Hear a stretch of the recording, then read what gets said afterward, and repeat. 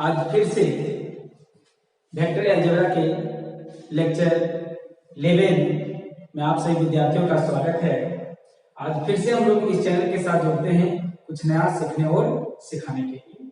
तो लेक्चर जो हम लोगों ने 10 में बात किया था, उसके बाद का जो बात आता है, जो थ्योरीज हैं, उसमें से इस प्रकार है। पहला जो है multiplication, multiplication of a vector bye scalar. जब हम लोग स्केलर का बात करते हैं, इसका मतलब कोई नंबर से होता है, चाहे वो नेगेटिव नंबर हो चाहे वो पॉजिटिव नंबर, लेकिन वो रियल नंबर से। स्केलर मतलब रियल नंबर से तात्पर्य है। इसका मतलब कोई वेक्टर को किसी नंबर से मल्टीप्लाई कैसे किया जाता है, हम लोग इस टॉपिक में ये सीखेंगे। मल्टीप्लिकेशन, आपको मल्टीप्लाई करना है ऑफ ए वेक्टर, किसी वेक्टर को बाय ए स्केलर, किसी स्केलर से मल्टीप्लाई करना है। चलिए देखते हैं। लेट कोई मैंने वेक्टर ए लिया है equal to X I plus Y J plus Z के, ऐसा कोई वेक्टर का फॉर्म है। इस प्रकार से कोई वेक्टर हमेशा इसी फॉर्म में होता है। किस फॉर्म में है? X I plus Y J plus Z. अब कहते हैं देन मल्टीप्लिकेशन, अब इसको मल्टीप्लाई करेंगे। Multiplication of a vector by any scalar lambda, है ना। अब एनी स्केलर कहने का तात्पर्य होता है किसी नंबर से, मतलब किसी नंबर से हम मल्टीप्लाई करेंगे is given by lambda A. Normally जैसे हम लोग x होता है, इसको 6 से मल्टीप्लाई करते हैं तो क्या होता है? 6x होता है। वैसे ही कोई वेक्टर यदि है a है, इसको 6 से मल्टीप्लाई करेंगे तो मेरा क्या मिलेगा? 6a मिलेगा। ठीक है, तो यहाँ पर आप देखेंगे कि लैम्डा a, हाँ दैट इज लैम्डा था, और ये a का वैल्यू हम लोगों ने क्या रखा था इक्वेशन 1 में? क्या था? a का वैल्यू देखिए, लैम्डा a का वैल्यू क्या था? xi plus yj plus z के। ये कहां से आया? From equation 1। अब सोचिए यदि x है और p प्लस q है तो कैसे मल्टीप्लाई करते हैं? xp प्लस xq ऐसे मल्टीप्लाई करते हैं हम लोग। तो हम लोग, इसका मतलब क्या होगा कि बाहर जो टर्म है, अंदर के सभी टर्म से पार्टिकुलरली अलग अलग वो मल्टीप्लाई होता है। तो उसी प्रकार से आप ध्यान दीजिए, ये मेरा लैम्डा था, इस लैम्डा को एक बार x से मल्टीप्लाई किया, फिर उसी लैम्डा को ये वाला टर्म से मल्टीप्लाई किया, फिर उसी लैम्डा को ये थर्ड टर्म से मल्टीप्लाई किया, तो क्या मिला? Lambda xi plus lambda yj plus lambda zk। तो इस प्रकार से हम लोग कहेंगे कि स्केलर मल्टीप्लिकेशन होता है जहां पर लैम्डा क्या है? स्केलर क्वांटिटी है, इसका मतलब कोई नंबर है। चलिए एक एग्जांपल के थ्रू हम देखते हैं क्या है। एक vector a equal to 3i minus 2j plus 5k मैंने दिया है। देन फाइंड 3, इसका मतलब यहां कह सकते हैं कि then find the scalar multiplication of vector a by 3। इसको कह सकते हैं स्केलर मल्टीप्लिकेशन, इसको कहते हैं scalar multiplication by of vector a by 3। Scalar, ध्यान देंगे, स्केलर मल्टीप्लिकेशन किसी नंबर से मल्टीप्लाई करने का मतलब क्या होता है? Scalar multiplication of a vector by a number. ठीक है, तो देखिए let a equal to, solution देख लेते हैं। Let a equal to 3i minus 2j plus 5k। अब मुझे क्या करना है? देन 3a, इसका मतलब 3a इधर मल्टीप्लाई होगा तो उधर मल्टीप्लाई होगा। a का वैल्यू रख दी तो क्या मिला? 3 3 जा 9i, 3 2 जा माइनस 6j, 3 5 जा 15k। और यहाँ पर जो हमारा, इसको हम लोग कह सकते हैं कि हमारा आंसर होगा। और यहाँ जो हम लोग का है 3 जो है वो हमारा क्या है? स्केलर क्वांटिटी है। इसी को हम लोग कहते हैं scalar multiplication of a vector. आगे आता है कि इसके क्या क्या प्रॉपर्टीज होते हैं। स्केलर जो प्रोडक्ट होता है, स्केलर मल्टीप्लिकेशन होता है किसी वेक्टर के, उसके क्या क्या प्रॉपर्टीज होते हैं वो देखते हैं। तो मान ले a and b be any two vectors and m and b are two scalar। मान लीजिए a और b दो कोई वेक्टर हैं है, स्केलर मतलब नंबर है, तो क्या क्या कैसे लिख सकते हैं, तो ध्यान दें एम ए मतलब वेक्टर जो स्केलर क्वांटिटी एम है वो किससे के साथ मल्टीप्लाई है, वेक्टर ए के साथ, प्लस रहे चाहे माइनस रहे उससे कोई इफेक्ट पड़ने वाला नहीं है। तब तक ध्यान रखिए हम लोग को यहाँ में से जरा गौर करेंगे, ए दोनों में से कॉमन है तो ए मैंने कॉमन ले लिया, क्या क्या बचा एम प्लस माइनस एन। तो हम लोग ऐसा कर सकते हैं जैसे मान लो 6 वेक्टर ए है प्लस 7 वेक्टर ए है, तो हम लोग क्या करेंगे 6 प्लस 7 ए हम लोग कर सकते हैं, तो क्या मिलेगा 6 7 13 ए मिलेगा। तो इसी प्रकार हम लोग इसको हम लोग पहला प्रॉपर्टी जो आता है ये इस प्रकार है, ठीक है। दूसरा एम एन यदि मल्टीप्लाई है, पहले किससे वेक्टर ए को किससे मल्टीप्लाई करेंगे एन से, जैसे कहने का मतलब हो गया 6 को 2 वेक्टर ए है, आप इसको पहले किससे मल्टीप्लाई करेंगे उसके बाद इससे मल्टीप्लाई करेंगे, या तो फिर 6 टू जा 12 कर लेंगे, इससे कोई इफेक्ट पड़ता नहीं है। तीसरा जो है एम है और a प्लस माइनस b, इसका मतलब ब्रैकेट खोलेंगे तो m a vector a plus minus m vector b। इसका मतलब है जो हमारा स्केलर मल्टीप्लिकेशन वेक्टर है वो नॉर्मल अलजेब्रा जैसा काम करता है, जो नॉर्मली हम लोग जिस प्रकार से सॉल्व करते हैं यहाँ पर ऐसा ही सॉल्व होता है, ब्रैकेट जैसे खुलता है ब्रैकेट ऐसा सॉल्व होता है, जैसे हम लोग पार्टिकुलर सबसे मल्टीप्लाई करते हैं प्लस माइनस के साथ वैसे मल्टीप्लाई होता है। Is it clear? मैं समझता हूं कि आपको ये सारी बातें समझ में आ गई होंगी, आप इसका स्क्रीनशॉट ले सकते हैं। तो टॉपिक हमारा है वो है डायरेक्शन कोसाइन, और डायरेक्शन कोसाइन जो है ये most important topic in vector algebra, ये बहुत ही आवश्यक टॉपिक है वेक्टर अलजेब्रा के लिए, आपको हर एक एक्सरसाइज में काम देगा। तो चलिए इसको देखते हैं डायरेक्शन कोसाइन क्या होता है, डायरेक्शन कोसाइन इसको नाम क्यों देते हैं वो ध्यान देंगे। चलिए देखते हैं, पहले ये जो फिगर आपका बनाया गया उस फिगर को पहले लोग देखते हैं क्या चीज बनाया गया है। देखिए फिगर हम लोग का क्या है, क्योंकि ये फिगर 3D है और 3D को बनाया गया है 2D में, तो थोड़ा समझना मुश्किल होगा, ध्यान से देखेंगे। मान लीजिए ये आपको दिख रहा है, ये हमारा x एक्सिस है, ठीक, ये हमारा y एक्सिस है और ये हमारा z एक्सिस है। अब कोई एक वेक्टर इस प्रकार से आया, अब कोई वेक्टर इस प्रकार से आया है, ध्यान अब देखेंगे आप जरा गौर से देखेंगे, x एक्सिस से कुछ एंगल बना रहा है, y एक्सिस से कुछ एंगल बना रहा है और z एक्सिस से कुछ एंगल बना रहा है, आप देख सकते हैं। तो ये जो वेक्टर है जो x एक्सिस के साथ एंटी क्लॉकवाइज, ध्यान देंगे एंटी क्लॉकवाइज है, हाँ दो हिसाब से बनाएगा, एक क्लॉकवाइज में और एक एंटी क्लॉकवाइज में, तो आपको लेना है एंटी क्लॉकवाइज में, जरा ध्यान देंगे।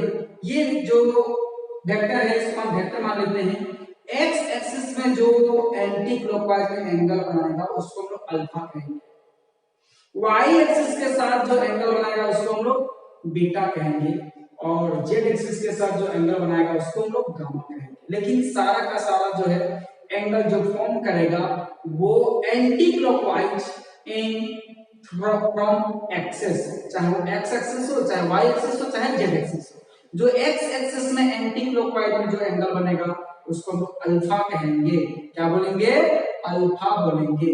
y एक्सिस के साथ जो हमारा बनेगा एंगल एंटी क्लॉकवाइज में उसको हम लोग बीटा बोलेंगे और z एक्सिस के साथ जो एंगल बनेगा उसको हम लोग गामा बोलेंगे। Alpha in x, beta in y and gamma in z, इस बात को आपको याद रखना है, जरा ध्यान देंगे। ये हमारा हो गया।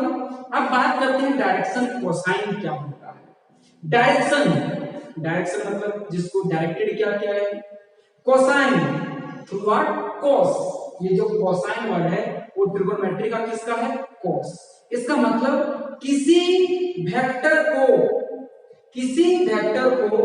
cos के थ्रू जो डायरेक्शन दिया जाता है उसको हम लोग डायरेक्शन कोसाइन कहते हैं। किसी वेक्टर को cos के थ्रू जो डायरेक्शन दिया जाता है उसको हम डायरेक्शन कोसाइन कहते हैं। तो जरा ध्यान देंगे, तो यहाँ पर cos बना अल्फा बना हुआ है, तो x एक्सिस के अलाउंग जो होगा वो cos अल्फा होगा, y एक्सिस के अलाउंग जो होगा वो cos बीटा होगा, और z एक्सिस के अलाउंग जो होगा वो cos गामा होगा। क्यों? क्योंकि x एक्सिस में क्या बना था अल्फा, y एक्सिस में क्या बना था बीटा, और z एक्सिस में क्या बना था गामा। दूसरी बात, इसको डायरेक्शन कोसाइन का काम क्या होता है? सोचिए, ये जो वेक्टर है यदि इसको हर एक साथ एंगल से, इधर से भी एंगल से रख लिया जाए, यहाँ भी एंगल फिक्स कर दिया जाए, यहाँ भी एंगल फिक्स कर दिया जाए, तो वो 100% इधर उधर नहीं जाएगा, वो फिक्स होगा, इसका डायरेक्शन क्या हो जाएगा फिक्स हो जाएगा। तो हम लोग जरूरी नहीं है कि कोस के थ्रू भी रख सकते हैं, लेकिन आपको यहाँ डायरेक्शन कोसाइन पढ़ना है, वो इसीलिए इसको हम लोग cos के थ्रू हम लोग फिक्स करेंगे। तो जरा ध्यान देंगे, इसी चीज को मैंने जो समझाया आपको ग्राफ में डायग्राम से, वो आपको मैं यहाँ पे समझाने की कोशिश कर रहा हूँ। देखिए, ये हमारा x axis, y axis, z axis है, जैसे कि हमने ये बताया था इस प्रकार से, और एक वेक्टर जो दिया गया है p पॉइंट मेरा क्या है x y और z। देखिए, इसको हमारा एक वेक्टर हो गया, इस वेक्टर को हम लोग r वेक्टर कहते हैं। ये तो हमारा ओपी वेक्टर जो है उसको रिजल्टेंट है, और रिजल्टेंट को हम लोग आर वेक्टर कहते हैं। तो देखिए, let alpha beta and gamma are angles formed, जो फॉर्म किया जाता है बाय वेक्टर ओपी, किसके द्वारा? ये जो वेक्टर ओपी है उसके द्वारा, from x axis, y axis and z axis respectively. इसका मतलब जो x एक्सिस में है बहादुर वो क्या बना है अल्फा बना है, जो y एक्सिस में है बहादुर, जो y एक्सिस में बना है बहादुर वो क्या बना है बीटा बना है, और जो z एक्सिस में बना है बहादुर वो क्या बना है गामा बना है। तो जो एंगल अल्फा बीटा और गामा का फॉर्म हुआ है किस डायरेक्शन में? एंटी क्लॉकवाइज डायरेक्शन में, और इसको हम लोग काउंटर क्लॉकवाइज डायरेक्शन भी कहते हैं। देन डायरेक्शन कोसाइन डीसीएसडी कहेंगे। डायरेक्शन कोसाइन का शॉर्ट में हम क्या बोलेंगे डीसीएस, और वेक्टर ओपी, जो वेक्टर ओपी होगा उसका डायरेक्शन कोसाइन होगा। And defined by L and defined by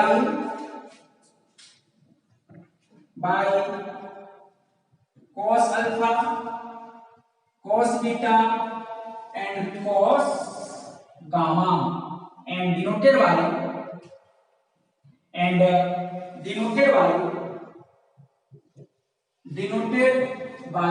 L, M and N respectively। यदि वेक्टर x एक्सिस से अल्फा, y एक्सिस से बीटा और z एक्सिस से गामा एंटी क्लॉकवाइज डायरेक्शन में बनाता है, तो हम लोग कहेंगे कि cos अल्फा, cos बीटा और cos गामा जो होगा वो डायरेक्शन कोसाइन कहलाएगा। किसका? एंगल अल्फा बीटा गामा जिस वेक्टर के थ्रू फॉर्म करेगा, जिस वेक्टर के थ्रू बनेगा। एंड डिनोटेड बाय, जिसे दर्शाया जाता है L, M and N respectively, that is direction cosine along X axis. Direction cosine along X axis, तो एक्स एक्सिस के साथ क्या एंगल बनाया था अल्फा, तो एक्स एक्सिस में क्या हो जाएगा cos अल्फा, जिसका मतलब अल्फा बनाया था एक्स एक्सिस में, इसीलिए इसका नाम क्या हो गया कि direction cosine along X axis, जिसको डिनोट करते हैं L से। इसका मतलब L equal to cos alpha, L equal to cos alpha. वैसे ही direction cosine along y axis, जो direction cosine along y axis होगा जिसे हम लोग क्या बोलेंगे m बोलेंगे, जिसे हम लोग क्या बोलेंगे m बोलेंगे। और इसको दर्शाया कैसे जाता है cos बीटा से, दर्शाया कैसे जाता है cos बीटा से। इसका मतलब n equal to cos beta, n equal to cos beta. Beta क्या है angle formed by vector, from y-axis in anti-clockwise direction, and direction cosine along z-axis equal to n equal to cos gamma, और gamma क्या है यहाँ पर? Angle formed by vector from z axis in anti-clockwise direction। इसका मतलब finally हम लोग simple बात याद रखें तो L equal to cos alpha, M equal to cos gamma, cos beta और N equal to cos gamma. L cos alpha, M cos beta, N cos gamma. फिर सवाल आता है अल्फा क्या है? जिस वेक्टर का डायरेक्शन कोसाइन निकाला जाता है, जिस वेक्टर का डायरेक्शन कोसाइन निकाला जा रहा है उस वेक्टर द्वारा एक्स एक्सिस से एंटी क्लॉकवाइज डायरेक्शन में बनाया गया एंगल है, और वो एंगल क्या है? अल्फा है। उसी प्रकार बीटा क्या है? बीटा भी जिस वेक्टर का डायरेक्शन कोसाइन निकाला जा रहा है उस वेक्टर के द्वारा, उस वेक्टर के माध्यम से y एक्सिस से एंटी क्लॉकवाइज डायरेक्शन में बनाया गया एंगल है। वैसे ही n इक्वल टू क्या होता है? cos gamma. n equal to क्या होता है? cos gamma.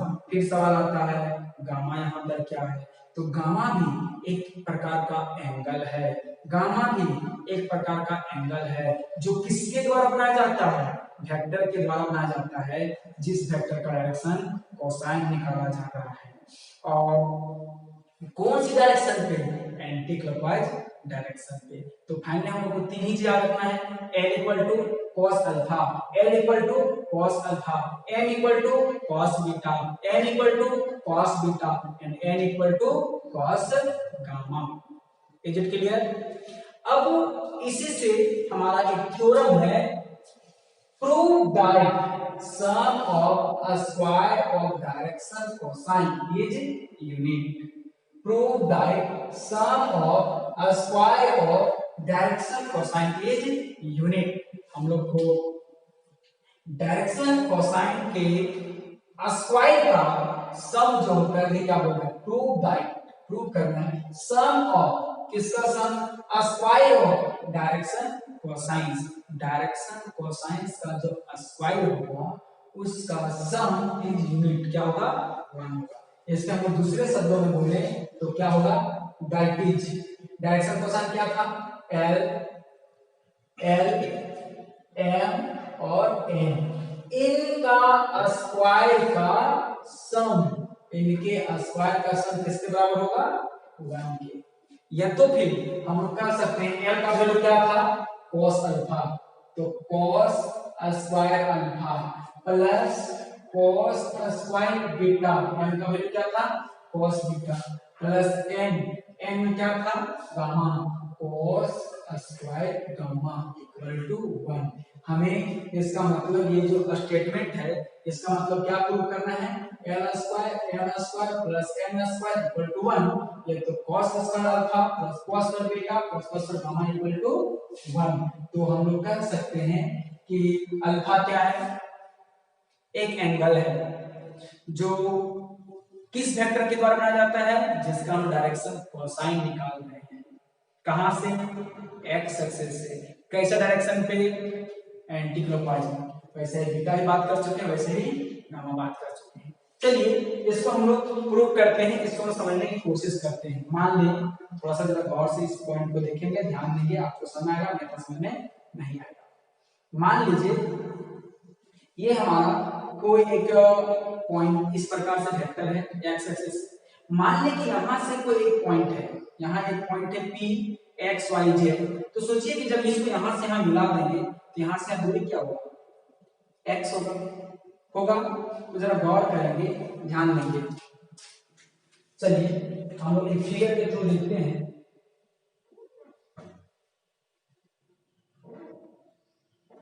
प्रूफ में हम लोग देखते हैं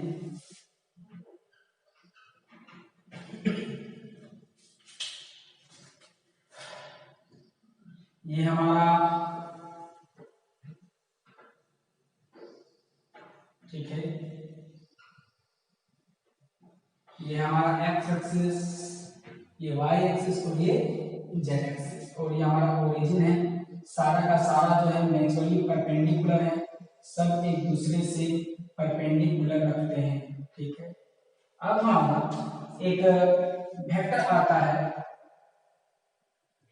P आता है, जिसका कोऑर्डिनेट क्या है, एक्स वाई और ये जेड है। हाँ, जरा गौर करेंगे, ठीक है। अब एक्स से क्या बनाता है, अल्फा बनाता है। यहाँ पर हमें क्या मिलेगा, अल्फा मिलेगा, बीटा मिलेगा, गामा मिलेगा। तो सिंपली सबको छोड़ देते हैं, सिर्फ वाई की बात करते हैं। वाई में क्या मिलता है, बीटा मिलता है, वैसे एक्स से मिलेगा। अब सोचिए इसको हम ज्वाइन करते हैं ऐसे, हाँ, इसको हम ए बोलते हैं। तो यहाँ से यहाँ जो डिस्टेंस हो कौन सा एक्सिस पे है, वाई एक्सिस। तो वाई हो जाएगा, वाई हो जाएगा, होगा। अब जरा गौर करेंगे कि यहां से यहाँ वाई आ गया और एक राइट एंगल ट्रायंगल मिल गया, ठीक है। एन जरा गौर करेंगे, एन राइट एंगल ट्रायंगल किसमें, ओ A P, O A P. देखेंगे ओ ए मेरा क्या मिलेगा, वाई है, हाँ, और ओपी है, वो डिस्टेंस फॉर्मूला से निकालेंगे। तो जरा गौर करेंगे, डिस्टेंस फॉर्मूला लिखेंगे ओपी, ये ओ है और ये पी है, ये मेरा क्या है, ओरिजिन है, और ये मेरा क्या है, एक्स है, वाई और ये जेड है। तो distance formula OP, vector OP, magnitude निकालने का मतलब लेंथ होता है। तो ओपी मेरा क्या होगा, अंडर रूट, बोलो x माइनस 0 का whole square plus y minus 0 का whole square plus z minus 0 का होल स्क्वायर, ठीक है। अब हम लोग का ये OP का मैग्नीट्यूड इक्वल टू, हम लोग OP हम लोग कह सकते हैं क्या मिलेगा, X square plus Y square plus Z square. कैसे, डिस्टेंस फॉर्मूला से, डिस्टेंस फॉर्मूला से। तो ये हम लोग को निकल गया है। अब यही चीज हम लोग ओपी का निकालें, ठीक, ये हमारा ओपी होगा, मैग्नीट्यूड होगा, इसको हम वेक्टर आर का मैग्नीट्यूड कह सकते हैं। ये मेरा आर का मैग्नीट्यूड होगा, इक्वल टू ओपी हम लोग कह सकते हैं क्या मिला, under root X square plus Y square plus Z square. तो हमारा ओपी इक्वल टू क्या मिल गया, under root X square plus Y square plus Z square. तो आगे हम लोग देखते हैं, आप पहले इसका स्क्रीनशॉट ले लो, अभी तक मैं निकालूंगा, ठीक है। चलिए आगे हम लोग देखते हैं, यहाँ पे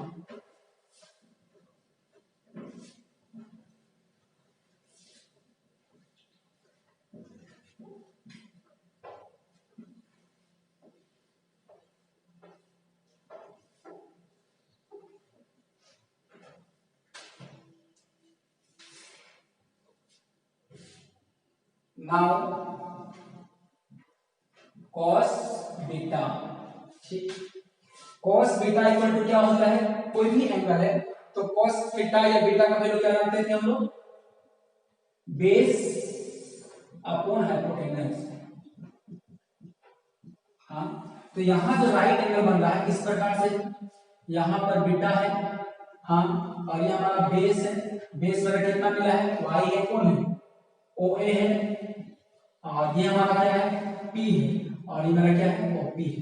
तो जरा गौर करेंगे, तो cos बीटा, हाँ, इक्वल टू हमारा क्या मिला, बेस को मिला y, बाय हाइपोटेनस क्या मिला, बेस मेरा कौन है, OA, बाई हाइपोटेनस को मिला OP। OA का वैल्यू कितना है, y, OA का वैल्यू कितना है, y, और OP का वैल्यू कितना निकला है, under root X square plus Y square plus Z square, यही ना।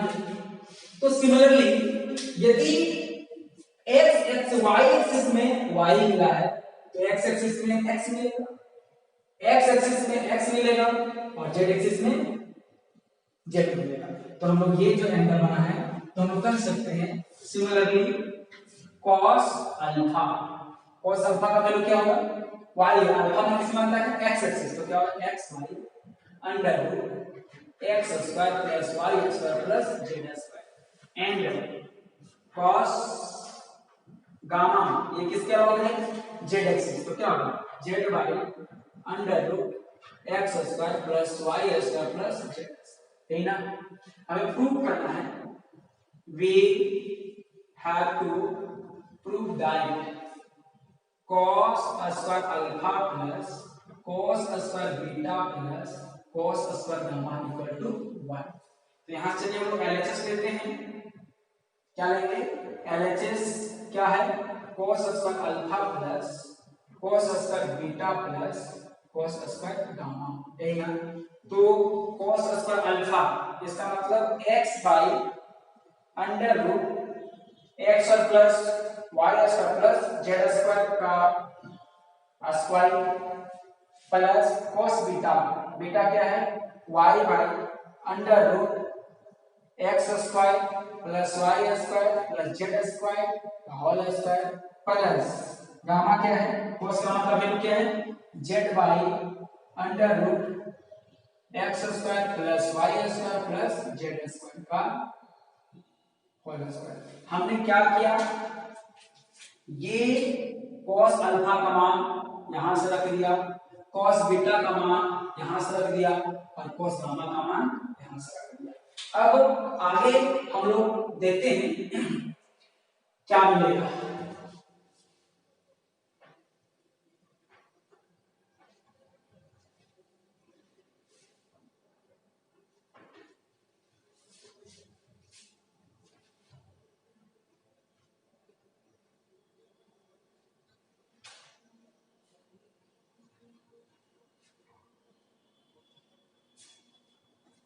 देखिए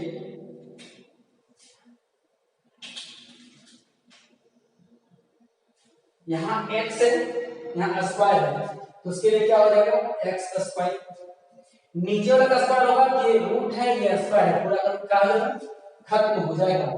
तो क्या मिलेगा x square plus y square plus z square plus वैसे ही यहाँ y का स्क्वायर हो जाएगा और नीचे वाला का रूट खत्म हो जाएगा, x square plus y square plus z square plus ये z का क्या हो जाएगा स्क्वायर हो जाएगा z square by x square plus y square plus z square.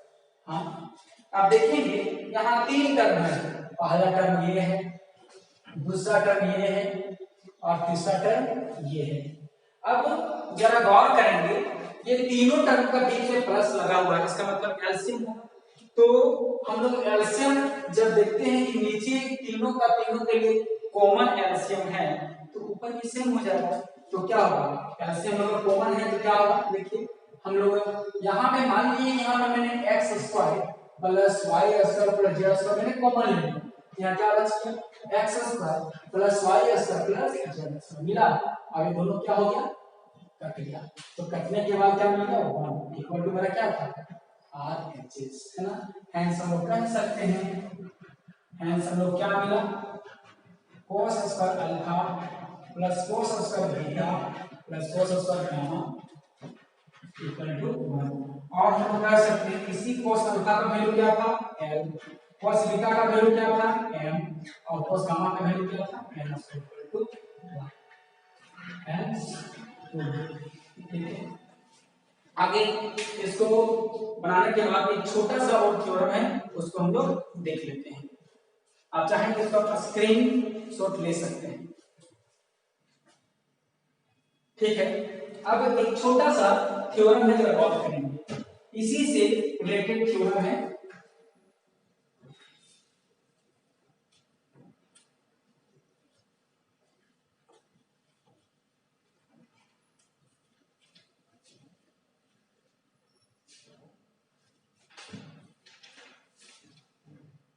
Prove that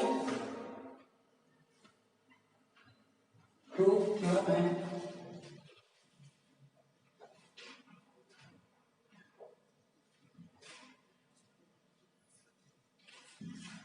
prove that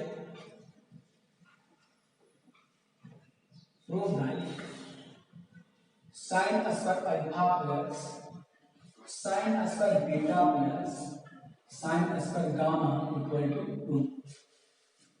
sine square alpha plus sine square beta plus sine square gamma equal to 2। तो जरा गौर करेंगे, प्रूफ हम लोग देखते हैं। वी नो लाइक अभी अभी हम लोगों ने ये बात सीखा, cos square alpha plus cos square beta plus cos square gamma equal to हम लोगों ने क्या सीखा 1। cos square alpha plus cos square beta plus cos square gamma equal to हम लोग क्या सीखा 1। देखिए पीछे हम लोगों ने एक फॉर्मूला सीखा है, cos square sin square theta plus cos square theta equal to 1। और यहां से cos स्क्वायर थीटा का वैल्यू निकालेंगे तो 1 माइनस ये साइन इधर चला जाएगा, sin स्क्वायर थीटा होगा। तो जरा गौर करेंगे बात में, ये हम लोग को मिला। इसका मतलब यदि cos square theta equal to 1 minus sin square theta है तो cos स्क्वायर थीटा मान क्या मिलेगा 1 minus sin square theta, cos square alpha क्या मिलेगा 1 माइनस sin स्क्वायर अल्फा। तो चलिए हम देखते हैं यहां पर क्या मिलेगा। इसके बदले पे क्या लिखेंगे हम लोग 1 minus sin square alpha plus इसके बदले पे क्या लिखेंगे 1 माइनस sin स्क्वायर बीटा। इसके बदले में क्या लिखेंगे 1 minus sin square gamma equal to 1। जरा गौर करेंगे 1 2 3 माइनस कॉमन है 3 हो जाएगा। देखिए ये तीनों डिजिट को हम लोग टर्म को ऐड करते हैं 1 1 और 1 तो मेरा क्या हो जाएगा 3 माइनस क्या बचिए सबको अरेंज कर देंगे नंबर एक तरफ साइन एक तरफ, तो sine square alpha minus sine square beta sine square gamma equal to 1। अब हम लोग देखते हैं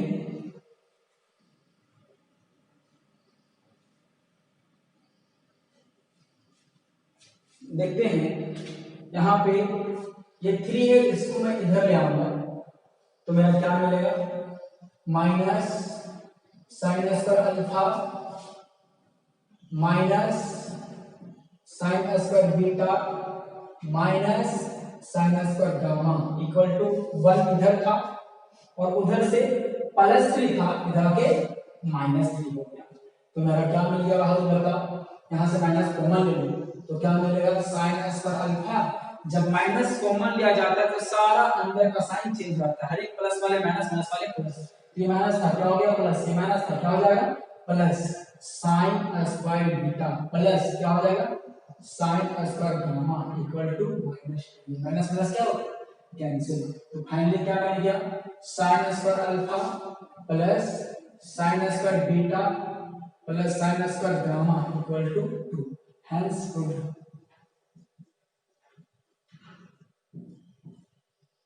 तो मैं उम्मीद करता हूं कि आपको ये दोनों थ्योरम समझ आया होगा और इसके आगे कुछ इंपॉर्टेंट रिमार्क है रिगार्डिंग टू डायरेक्शन कोसाइन। तो डायरेक्शन कोसाइन का जो बात है उसको हम लोग जो कुछ इसमें रिमार्क्स है हम लोग नेक्स्ट लेक्चर में देखेंगे और उसके आगे फिर बात करेंगे डायरेक्शन रेशियो का या तो डायरेक्शन नंबर का। तो आज हम लोग यहीं तक देखते हैं, धन्यवाद।